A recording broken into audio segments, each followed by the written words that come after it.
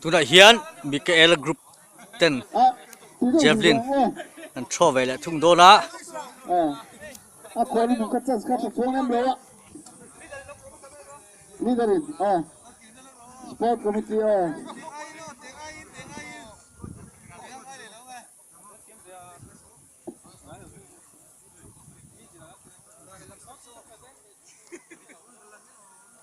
Benfica, FIFA! Apa? Le, dam kat sejuk tak le.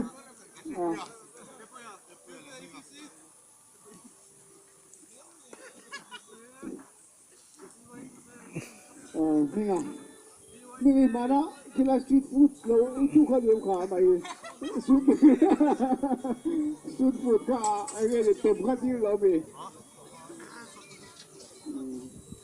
Pasal itu sih street food kah tempat kah isi tempat ni mana ni mana kan?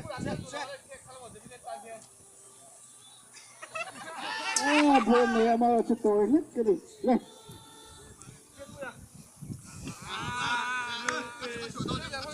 Itu lah, itu sampai sampai lah itu. Saya tu bukti, saya tu pemingat itu tidak mau ni leo. Betul lah. Tapi kampung dong tu.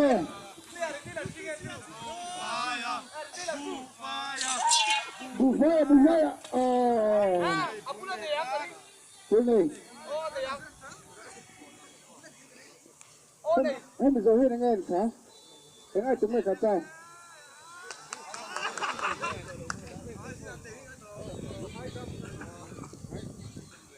Đàn đi lâu. Lần hết giờ lần chơi cần tiền không? Được rồi. Tiền cần đủ ta. Nè. Thế nào?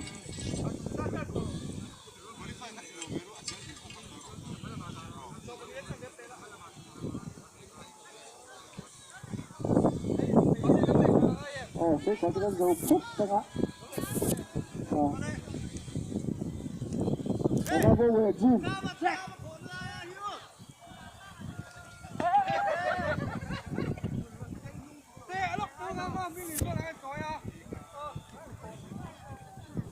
Chắc thật. Anh phát hiện em buổi chạm em.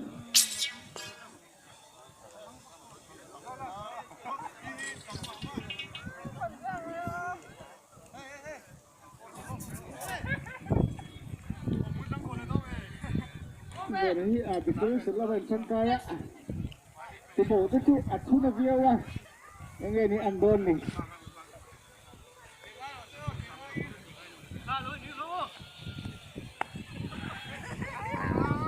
asyik ni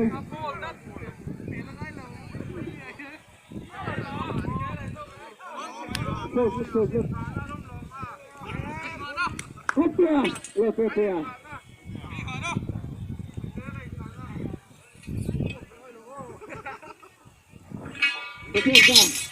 Betul tak lambang oh. Yes, banyak.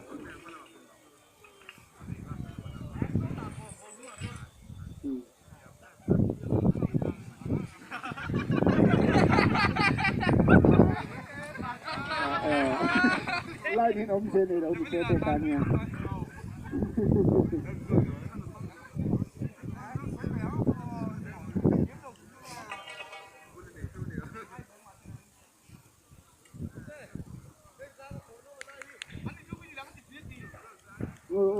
Không phải hai trong con tụi không phải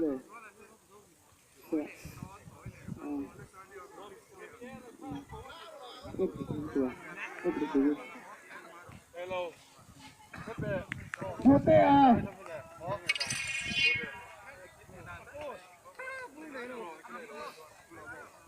Phôi rồi nào phôi rồi nào lần máy rồi thôi Hote không đây Hote là solo rồi rồi last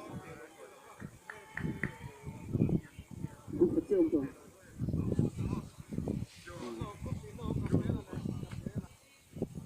Javelin lah hin mo. mà thì ta được vai ông siêu mẹ thì ta được vai là khó lên lên không vui vẻ ok chạy đâu mà thế nào